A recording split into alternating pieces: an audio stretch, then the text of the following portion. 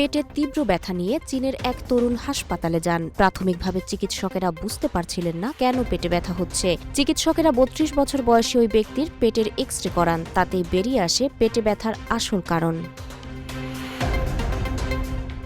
X-ray রিপোর্টে ওই ব্যক্তির পেটের ভেতর একটি চিকন লম্বা বস্তু দেখতে পাওয়া যায়। পরে আবিষ্কার হয় সেটি আসলে একটি thermometer.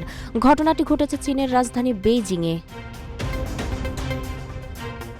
South China morning post এর প্রতিবেদন অনুযায়ী পেটের ভেতরে থার্মোমিটার পাওয়ার পর ওই ব্যক্তি চিকিৎসকদের বলেন, ছোটবেলায় তিনি সত্যি একটি থার্মোমিটার গিলে ফেলেছিলেন। সে সময় ওই তরুণের বয়স ছিল ১২ বছর। থার্মোমিটার গিলে ফেলার পর তিনি সে কথা তার পরিবারকে জানাননি। এরপর সময় বয়ে যায়, তিনিও বিষয়টি একসময় ভুলে যান। চিকিৎসকেরা বলেন, প্রায় ২০ বছর ধরে থার্মোমিটারটি ওই ব্যক্তির পেটে ছিল। এমনটা সাধারণত দেখা যায় না, কারণ বাইরের কিছু মানুষের শরীরে প্রবেশ করলে সাধারণত সঙ্গে সঙ্গেই তার প্রতিক্রিয়া দেখা যায়। তাই কেউ কিছু গিলে ফেললে দ্রুতই তার শরীরে নানা উপসর্গ দেখা দেবে।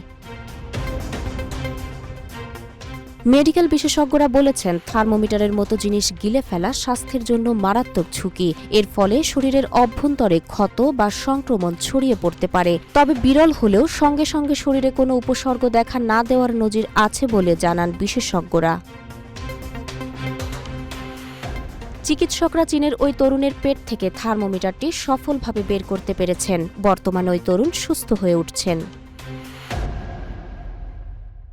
তাহেরা আক্তার, রূপালী বাংলাদেশ।